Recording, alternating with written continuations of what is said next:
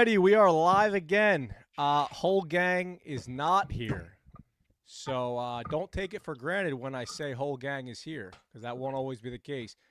Bones is not able to attend today. Slim, I might need your help here for an analogy. So we've mentioned this in the past. Adam, aka Bones, is the president of the Downtowners. So this is like, what is it, like a 2 week break right before the Super Bowl? They take off 2 weeks, right, for the Yeah, NFL. So yeah, we're in about that like 2 week well, break more right more now so, before more the so, Super Bowl. because think about it now. It's what, December 13th or 15th? 15th. Yeah, so 2 weeks, about 2 weeks. About Yeah. they get 2 weeks in December, and then they finish out the last 2 weeks pretty strong. So yeah, Right. busy, busy, busy. What's the analogy you're thinking of? Well, I was gonna say, so right now, because he's in the 2 weeks before the Mummers Parade, right? Right. So he's in that stretch where schedule's tough. So he's at a Mummers obligation as we speak. But yeah, so Slim and I will hold it down.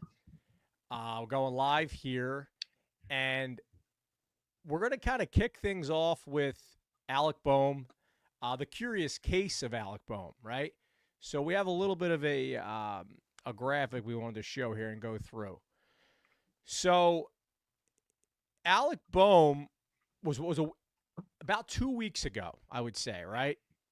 I was 75. I think I put that in writing. 75, 80%. I thought he was gone.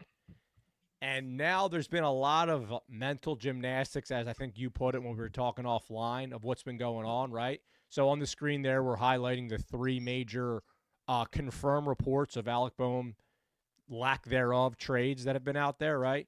First was with the White Sox. And again, this doesn't include the entire package. There might have been more pieces on both sides, but we're talking like the core pieces, right? White Sox, the rumors and the reports were Bohm and Crawford for Crochet, denied.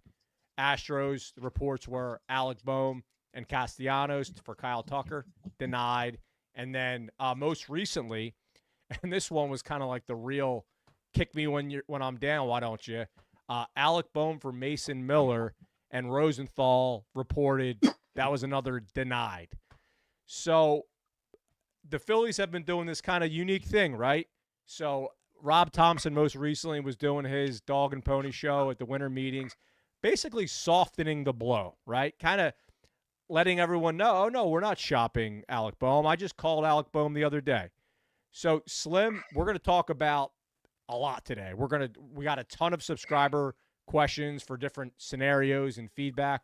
But before we get into all that, where are we at on Bohm, and what do you think's going on? Is he getting traded or not?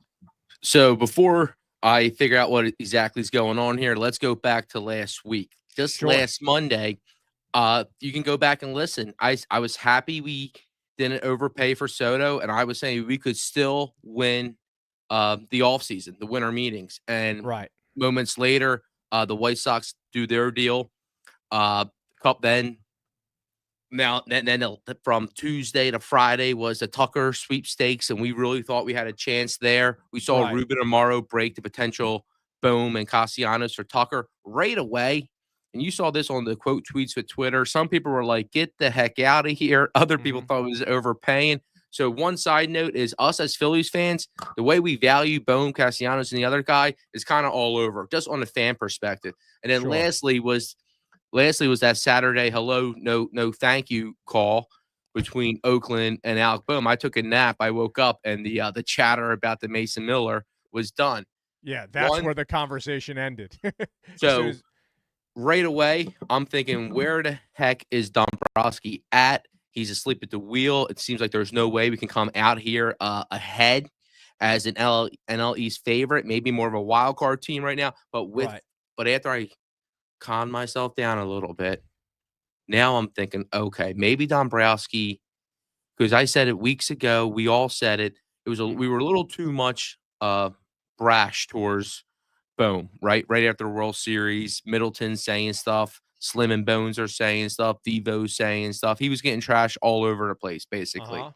So that definitely brought his value down. It's because the whole market knows that we're trying to move him. Right. Now, the counter to that, and I might be giving way too much kudos to Dombrowski, but I'm trying to stay positive, right? I'm not saying my subconscious might not believe this, but I'm saying this right now. Maybe he's playing chess. Right. He's saying no, he's this good of a player. He's this good of a player. We want your top dogs. We want your top dogs. We want your top dogs. Boom starts hot, starts half decent. We know teams get more desperate come July. Boom. Now the market's a little bit more favorable for us because we kind of missed some kind of window from the World Series to the first winter meeting weekend. So, what do you think about that? Maybe a little, I don't know. No, I think that's a valid theory. I think there's a lot of so I was getting super psychoanalytical once the Dombrowski, once the Rob Thompson kind of putting out the fire quote came out there, right, where he was basically saying that I have spoken with Bohm. I called him and told him we're not shopping him around. And then that becomes the semantics conversation, right? So this is where my mind was going. And this is super inception level, like conspiracy theory, right? So number one, I think the Phillies would have liked to have traded Bohm by now, right? So they know that Bohm has had some issues upstairs, right, with the mental game. So this is a guy that they would have liked to have traded by now. However, they haven't made a deal for him. So if they are going to keep him, they want to also somewhat keep him happy, right? So if every single day he's checking his phone like everybody else, looking to see if he's looking for the Jeff Passan tweet saying he's traded, they want to kind of ease that. Why do they want to ease that? Because they can't find a deal for him so far. So if there is a scenario where they aren't going to be able to find a deal for him, of course they're going to want to play nice, right? And then this is where the inception stuff comes in, where I'm saying there's layers to the layers.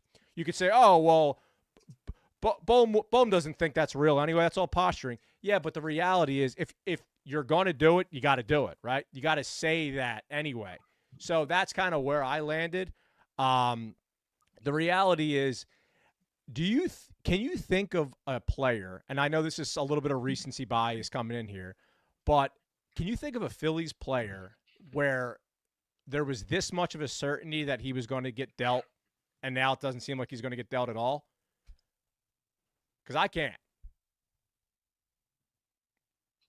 No one comes to my mind. No. Right. The opening a little bit, it reminds me of McNabb, right? Because you see the mental blunders live in big moments, right? He had the errors this year in the playoffs, but even when you go back to his I Got hate it here, benched. got Yeah. benched. He had the whole I hate it here comments, right? Going back Yep. even further. So he's also dealt with that before. But here comes the question: if you're Dombrowski and Middleton and you're running this team and you want to win a championship, Mm-hmm. you have two options. Because first off, we know they were trying to move Boom around. It looks like you said, It's obvious. they wanted to do it by now. It hasn't happened. It reminds me of last year when we saw the rumors. I mean, it wasn't as intense at all, but we saw the rumors with Castellanos. Again, For there sure. those rumors are persisting again this year. But my point is, how can we keep hanging around guys that we keep the chatter going with when we know in our hearts that these dudes aren't the pieces to have on the bus? So, do you trade them and do what I said formerly, and hopefully their stock rises and we can flip them for something better, or do you Yep. cut your losses, take a mid to low end reliever or something, whatever you can get, and then just keep the bus moving because you want to get these pieces who aren't the World Series pieces immediately off for the season to start. So I think that's the two things. So here, avenue one, avenue two, Right. hold on, risk it a little bit, right? And hopefully you get something back. Or, AKA, that's the run it back model, right? That's a run it back model with hopefully a nice midseason twist. Mm-hmm. Or cut your losses, get what you can, and then just move on. The problem with that is, and this kind of, so I'm looking at the comments here. So thank you for chiming in there, guys. John Hunter just made a good point, and it's very tying into what you just said. He says, now here's a question with that on Bohm. If he gets hot, why would you want to trade him? Right? So like if we run it back and for the first 2 months of the season, Bohm's doing what he did last year. Right, but the guys we're talking. Why would we trade him? Right, but we're talking about trading him because the biggest problem I have with Dombrowski right now, and I haven't even gotten into it, but when I'm saying where's Dombrowski, I'm worried about that fifth starter again, like we saw in the second half. I think we need to have more pitching depth.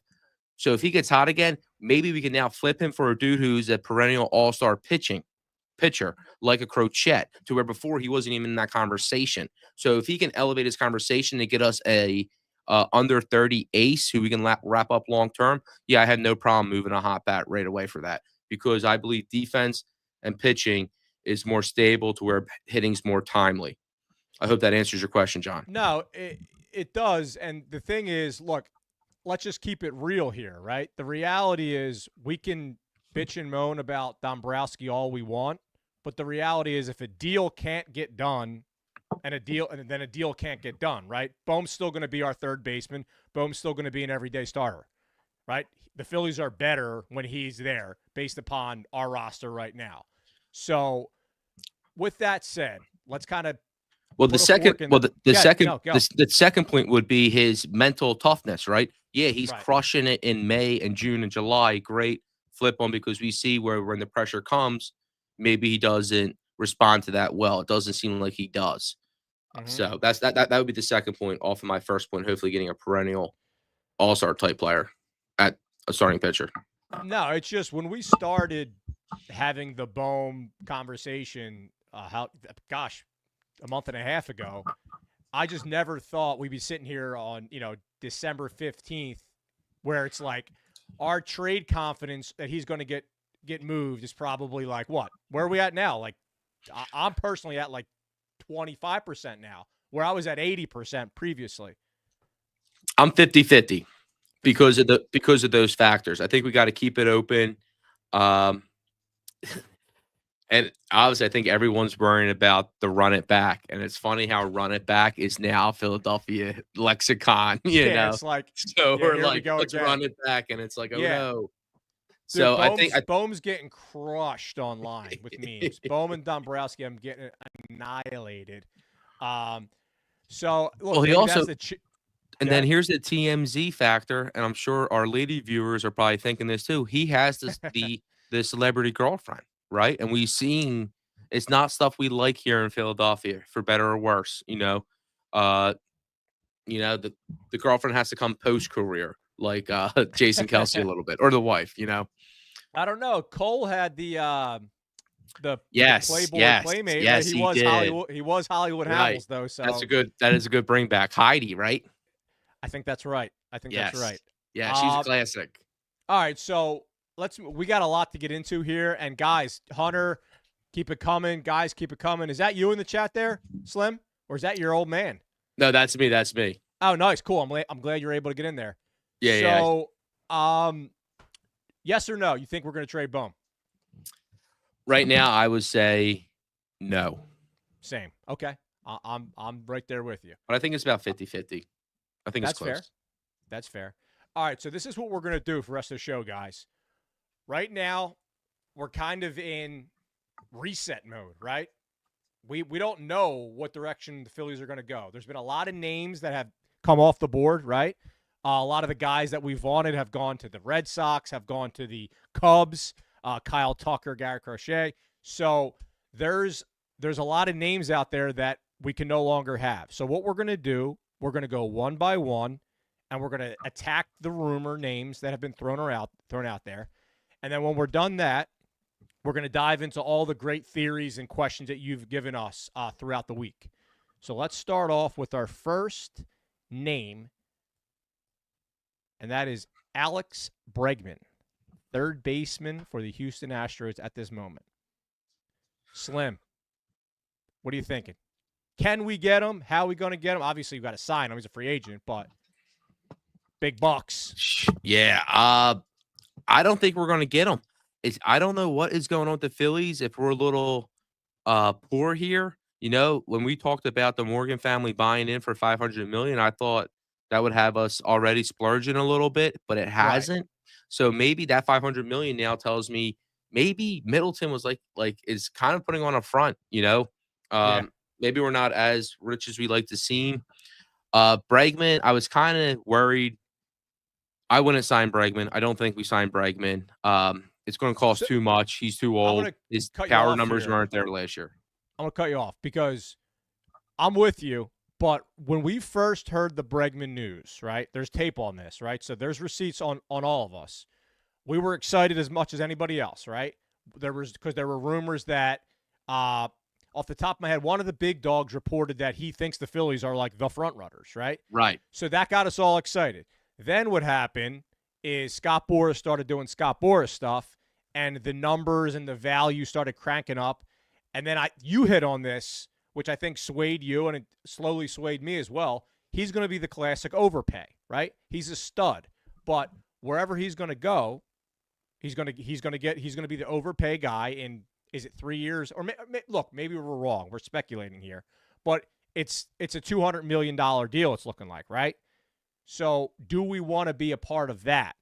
Probably not, right? And I think Correct. that's where we're at. So Bregman, if we see the deal tonight, tomorrow, we're going to be as excited as anyone. But we don't think that pairing is good. It's probably not going to happen. That's where I'm at. It's more of a I don't think it's going to happen than I don't want it to happen. And really, if we do sign Bregman, like I said, I'm worried about his power numbers last year, but his defense numbers were still 90 percentile. He's excellent at third base. Stud. Yeah. Absolute So that stud. Gold glove. that him being a plus there will be my rationale to buying in to giving him 200 million, not the chance that he hits 25 home runs. Fair. All right. So let's keep it moving here and move on to our next guy. And that is a little bit more of a, I would say, a feasible name. It's Suzuki, outfielder for the Cubs. Now, this is a little bit nuanced, right? Because he has a no trade clause, and the reports have been that the Phillies are one of the names that he would consider moving to. What that package looks like, let's talk about that. Obviously, the first name we're always going to say is Alec Bohm. Would you do that? Do you think that the Cubs do that? Would that have already been done already? Where are we at on that? I'm not sure where I stand with Suzuki. He's not a player I'm overly familiar with. Mm-hmm. My perception of him is, yeah, he's the kind of bat and approach I would want to bring in. Uh, I don't I don't know. I'm not sure if I can go to the prospect barrel unless it's those second tier prospects. But that would be I'm all for I would trade yeah, if we could keep the prospects, that would be great. Right. So he's But not a guy I that we're going to be unloading the prospects for. That's for sure. so yeah, I'm not. Then would they take like a McAble type guy or those the shortstop, those kind of prospects, those second tier ones? For sure. Because it would be nice to have Bohm and another outfielder who can hit. Because that's two bats in a lineup. Because like you mentioned before, when we do trade Bohm, if we get rid of Bohm for an outfielder or a pitcher, we now do have a little bit of a hole at third base that has to be considered. With Yeah. that, what if we do have Stott? So what do we think about Stott? I know but the only thing is Stott, I feel like is like a 95 percentile guy at At second base second. when it comes defensively, hitting wise. I'm really really down on Stott. So I know. yeah, And then you brought up Stott, so let's talk about him. There were reports about his elbow was the cause of a lot of his struggles this year. Look, uh, you could take that a lot of ways, right? Number one, when I first saw that report, I got a little nervous, to be honest, because I'm a big Stott guy. Like if we look back, I don't know what, 18 months ago, that was a guy we were all really excited about. Like that's a special guy who grinder at the plate, right? He can steal bases, he can play defense. It looked like he was a special guy that was going to be an all-star. Mike Schmidt famously, I think he said batting title in the future for him was Mike Schmidt's famous quote on Bryson Stott. I'm not ready to move on from him. So kind of circling back to what I was saying earlier, I got nervous when I saw that injury report because I'm thinking, is that the agent's getting out there to kind of spruce up his value, the Phillies getting out there to spruce up his value to then move him, because we haven't heard him being that much of a trade piece at all. no, and I think it would be a good time to move Stott because same thing when we're talking about Oh, that really? yeah, when we're talking about that Nick Saban, who's on the bus and where do we want him seated.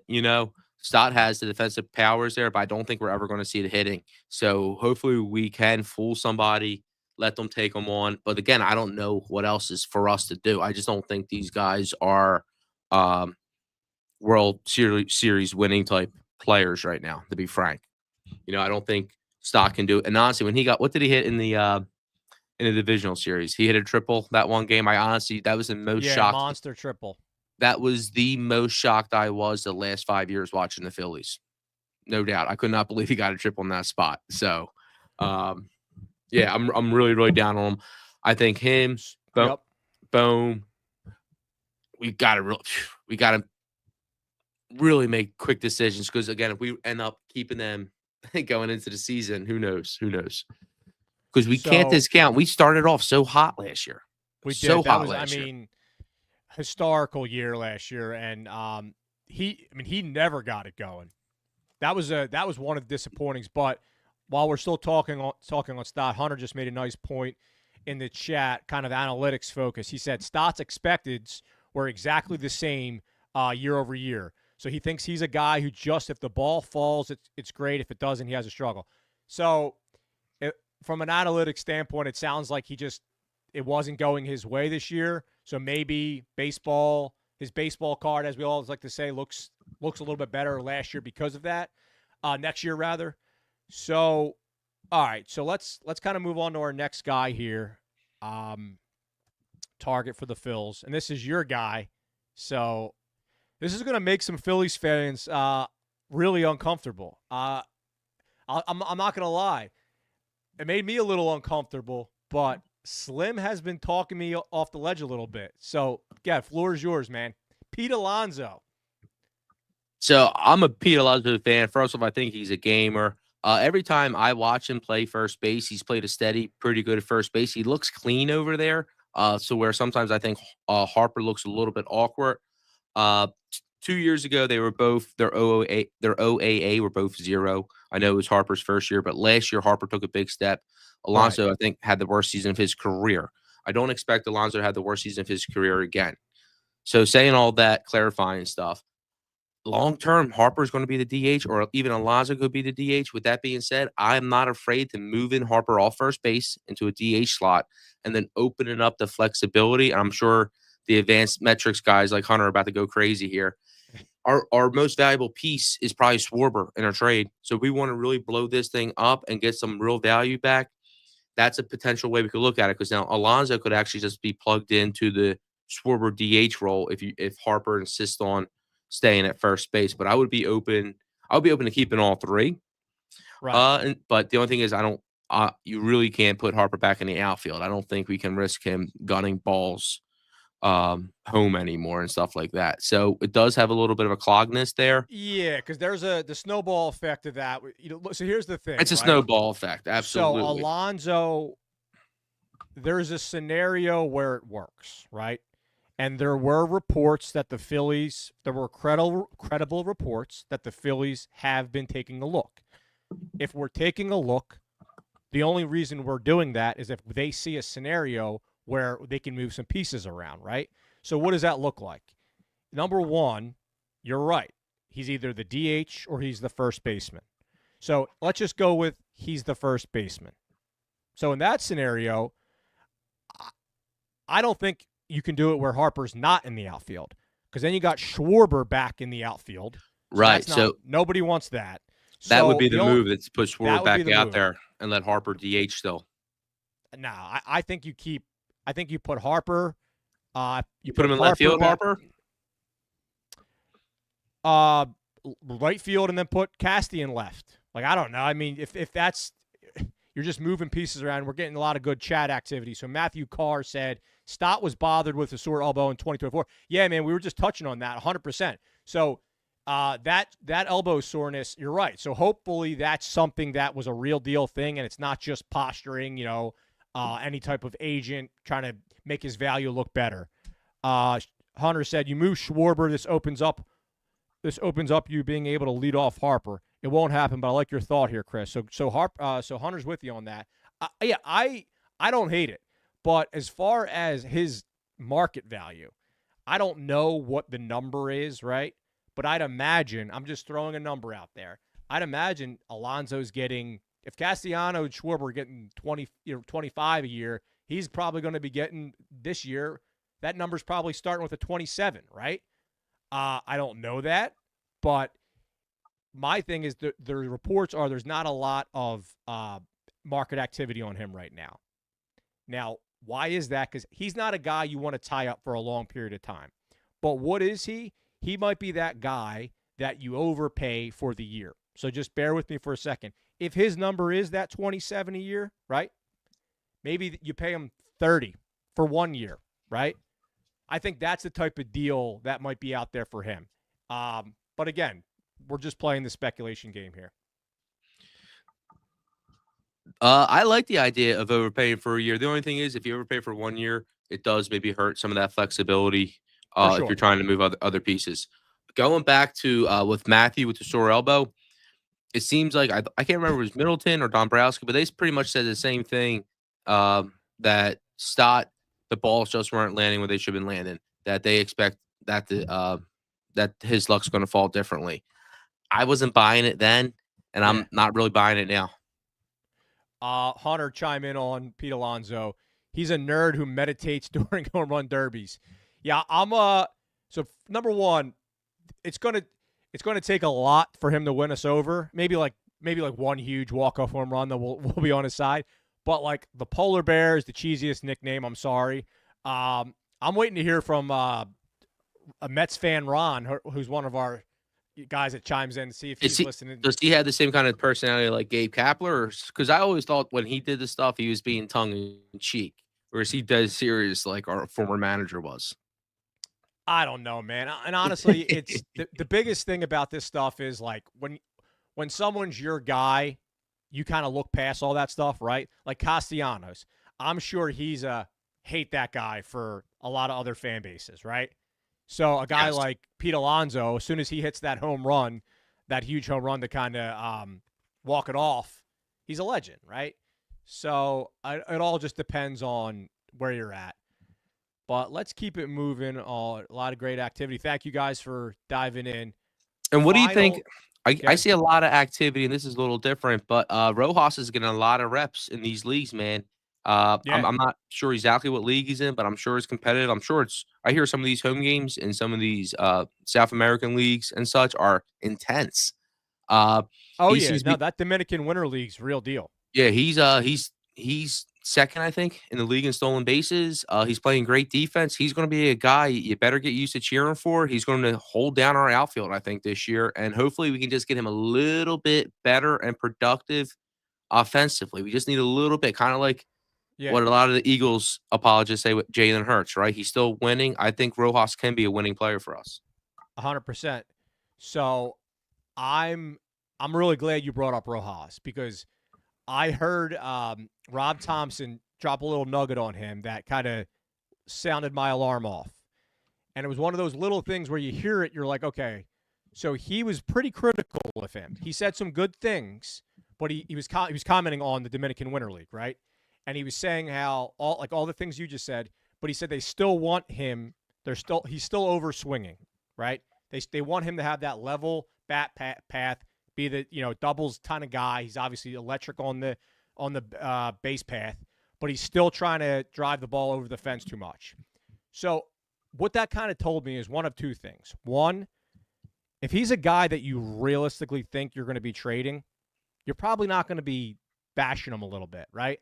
So I think that they don't think he's getting packaged anywhere, and they really do believe in this guy. Again, I remind you, he's 22 years old. Like, the guy's 22 years old. So the sky's the limit as far as time-wise, right, and athletic ability. So I think that he's in the picture. I didn't think he was going to be honest, but we will see on that. Hunter adding here, Dominican Winter League. Saw he got a hit the other day, went down for a bit. Yeah, he did get hit, but I think he bounced back. Hurt, that is. So let's jump to our next guy here, Slim. We have familiar name here, Cody Bellinger. So another Cub outfielder that gives us a little bit more positional flexibility, right? Cody has played a little first base last year. I think he's played as much as maybe like 20, 30 games at first last year. Where are we at on him? So I was kind of he's a little bit older than I thought. Oh, really? I Because he's actually younger than I thought. how old is he's He's been in the league for 29. 29. So Yeah, when I say that he's been in the league longer than I thought is what I should say, right? He's been in the gotcha. league longer than I thought. Gotcha. Um, I like his attitude, right? He has a lot of great comments that go back to the Astros being cheers. He lost the World Series to them. I thought maybe since he plays center field, he could be an answer or two-way positional player for our center field issues with Rojas. But now that I'm thinking about it, I'm really unsure of his defensive metrics. How is he in center field? If we were to bring him in, I Hmm. again would probably say he's more of a corner guy. Uh, with that said, I don't think we're going to get him. I think he might be someone. It seems I like don't that either. maybe this is my ego system, but it seems like the Yankees are trying Yup. to get like three or three, four, five guys to counter losing out on Soto. So I see maybe I've been seeing a lot of chatter, unconfirmed, nothing for sure, but I see a lot of chatter with Bellinger going to the Yankees, Yup. meaning we're missing out again.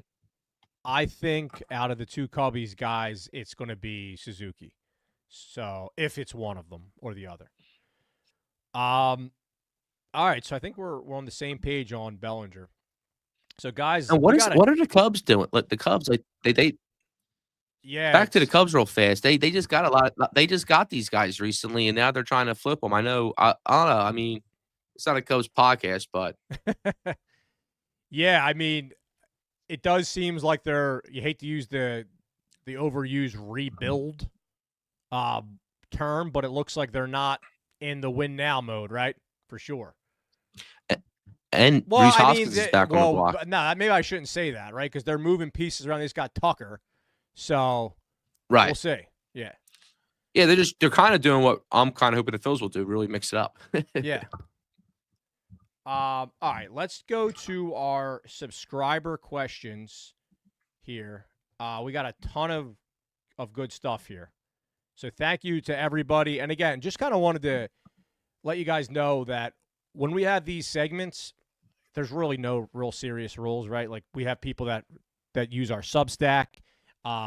If you are not involved in our Substack, drop a comment. We'll let you know how to get involved. So Substack, Twitter, email. We have people that get involved in so many ways on the questions.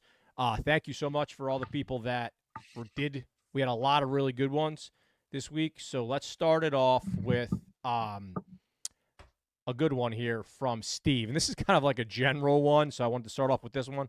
So Steve says, hello, curious to hear the Red Corner's take on this. Is there a pulse inside the Phillies Citizens Bank Park front office right now, or at least the very signs of it? I'll hang up and listen. No, I don't think so. I think right now, I think we're all really, really frustrated with Dave Dombrowski. I think he's I'm hoping that he's playing this 4D chess move, right? And Right. AstroTurf and Bohm's value or someone else's value for something maybe a little bit later on. But unfortunately, it's because he even made the comments about the relievers. And when you go back to see how many He did. relievers he signs, he hasn't signed that many relievers. I still think because really I haven't gotten into it much, but why not bring back Hoffman and give him a chance at starting? Why are we out on a guy like Tanner Scott, who's an absolutely filthy left-hander out the bullpen? But I don't see us allocating any more money to Jeff Hoffman and another reliever. So I don't think we're going to be doing. I don't know what it's going to look like, and we don't have it Right. in my eyes until Painter comes up. We don't really have a fifth starter, which pretty much cost us how many games in the division last year. So, right. So this is the way I look at this, right? So if we're going to go with they're just thinking run it back mindset, this is how these guys think about it, right? So baseball, we saw this with the Diamondbacks, right? It's long season. We hear that all year. You get to the playoffs. Who's playing the best baseball in the playoffs? Then, the cliche, anything can happen, right? But guy like Dombrowski, he's thinking about it like this. He constructed one of the best rosters in baseball. We were that for, I don't know, 45% of the season, right? Then we fell off a cliff. But still, we won the NL East for the first time in a very long time, right? And he's looking at it as, does he think the other NL East teams improve their roster more than he did? enough to take over the NL East, right? Well, you look at it like this. Yeah, the first thing you say is Soto. Not you can't really say too much on the Braves right now, but they're going to get their stud Acuna back from injury, so that's a huge lift for them. But did anyone else improve enough to overtake us? I think that's how he's thinking about it, right? Because he wants to win the NL East. So that And that he with Dave Dombrowski, right? Because I even said earlier, or we're losing ground in the division race. We're maybe more of a wild card team. But what he even said, Dombrowski, was this: he wants to keep the talent flowing. It's about just having an ever stream of flowing talent coming in. So when you take that quote and think about it, we need to give him at least a little bit. I mean, I still think we need a starting pitcher. I'm not sure where we're going to get besides Painter. So right, maybe that gives more credence to what you guys are saying. We're going to see him sooner rather than later. But Dombrowski wants a chance to see Crawl. He probably wants to see Crawford in spring training and see some of these younger players in spring training before right. he makes a final decision on moving crucial pieces. So that's another aspect of it that I'm going to. I mean, I'm being nice about it. So So that's stay two right things there. I I don't would want to say is cut you give off. him the Stay right benefit of the there doubt. because we have a question that's exactly on that topic. So I didn't want to spoil the question here. This Okay. is from Michael Y. So we all know it takes a lot to build an elite roster. Hypothetically speaking, the Phillies roster stays the same next season. You have to choose one item that improves their roster the most: starting or relief pitching, big bat, fielding, etc. What priority are you going after for the quickest impact? So that's why I didn't want you to get too far on that because that question was kind of Right. So the quickest impact is having a better fifth starter, right? Because you can, I feel like, point to how many losses we had last year and say, I all think right, that's that's it. right. Now, with that being said, it also might be the easiest fix. I don't know how much money. I think the dream here is if Crawford comes in and he looks years beyond, he looks awesome, awesome. And then we can bring him up even maybe a little bit later or have him on the roster. I don't think he's there yet, but I think that Right. would be the pipe dream because now that solves a lot of questions and makes a lot of players movable, even if it's less than optimal uh, conditions because you want to get this young guy in there and give him the reps. But that's more, I think, of a next year thing than a this year thing. Right. Dombrowski made it seem like that a lot of these guys, as far as Crawford specifically, might be ready this year, which is Y- exciting. They keep saying that. That'd Yeah. be awesome. Yeah. So, That'd be second awesome. part question, and this is Bones. I hate to bring this up when you're not here to defend yourself, but the subscribers have been crushing your dogs. So this is the second part of the question for from Michael Y. And he said, Bones, you have to send one of your dogs down to the minors. Is it Nitty or Reese? So I'm going to answer in his absence. I'm going to send Nitty down to the minors. I'm sending down the single A ball because that's the one that crushes our ears and is always bullying Reese. Um, Thank you for that question. Wink55 in the comments. I see your comment there. Phillies are a flawed team, and I see that you use that ph for the word flawed. So nice little touch there. Um, let's move on We agree. to We saw how the last two playoffs went, so I think we all agree. yes, especially that bullpen performance. So let's look here at question 4, and this is a good one. This is from Brian W. Brian's a frequent engager in our content, and he does a lot of good stuff. So, and we've talked about this before, Japanese player stuff. So, any chance the Phillies jump into the Japanese market? It seems Japanese players like to play on the West Coast and with other Japanese players, but maybe the Phillies grab a few lower level Japanese players to start the process of bringing the higher players in. Thoughts? Right. So almost to get the like you said, to start the process. Yeah. Maybe not so. I don't know all personal relationships whatsoever. A lot of times Right. these yeah, I have no I really can't comment on any of that kind of stuff. I would love for the Phillies to go after the guy that's coming out next year. You know, he seems like he's a real prize and he seems like someone we can plug into uh right field. I think he's a right fielder, so that would be awesome too. So he's definitely a dude I'm 100%. keeping my eyes on. Our dreams haven't been crushed yet, like they have been with the Japanese pitchers who've been coming over recently. So as long as he's on the table, I think that's a guy we can start targeting. But yeah, man, we're seeing contracts are even like Vlad Guerrero's probably going to get over 400 million next year, man. Probably more than that. Yeah, Yeah, I think you hit the nail on the head with relationships, right? Like for as advanced as the world is now with the internet, with a lot of that international scoutings, I still think there is an old school relationship element to it, right? Especially in a lot of these like Caribbean and South American countries, right? Because they're involved in the camps of the various MLB teams so young. Like for example, Ranger Suarez is the huge success story that the Phillies like to say a lot about their Latino players that we brought up, right? Because they started with Ranger when he was like 16 years old, right. and he wasn't the, if you look at him, right, he's not jumping off of the stat sheet as far as physical specimen, right? But they really developed him into a big league pitcher, and that was just from the relationships of kind of bringing him up. So to that point, maybe same thing with the Japanese guys over there. I love to see it because those guys, we see what they do in the World Baseball Classic, right?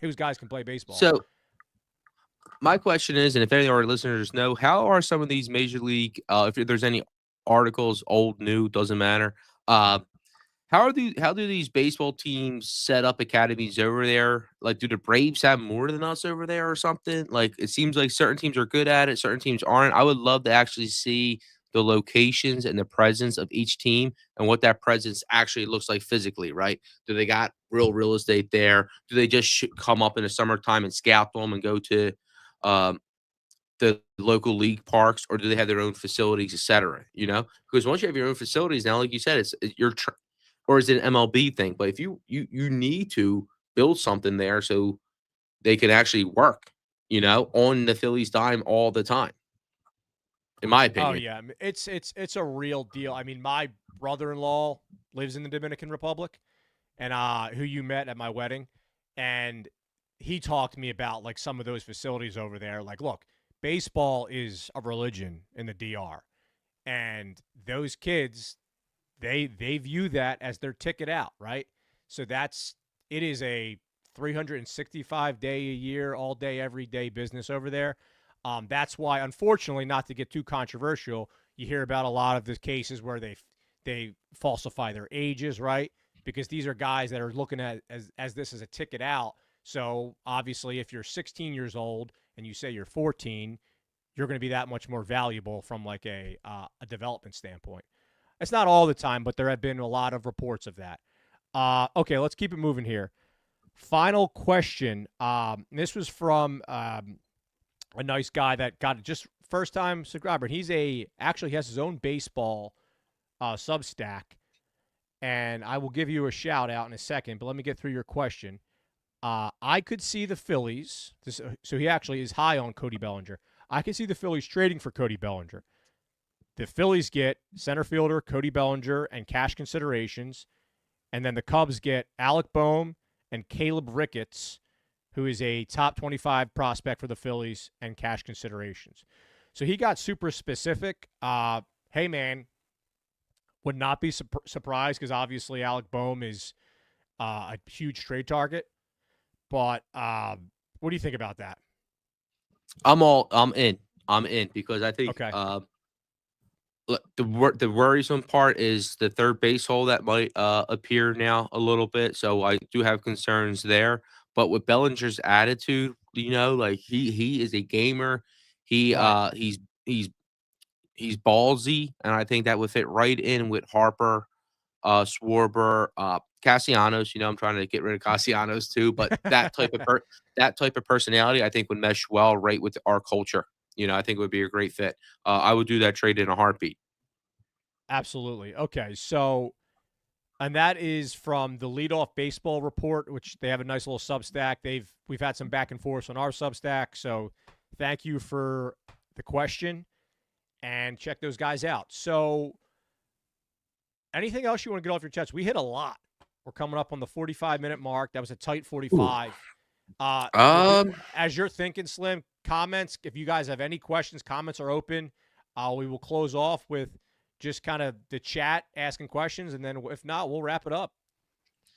no, my I wonder if the other fans are like this to where every move, even like I guess it's with the whole misinformation age. Every player I see, I get all Yeah. excited about, and then I got to bring myself back in, and then I'm going. It's like on two shoulders. I'm going side to side. Do I want this guy? Do I not like him? And then it doesn't even matter because Dombrowski's not bringing nobody in. It looks like I so. know. I'm arguing myself in all these different points, and just give me something else to talk about, please, please, please. Give us something.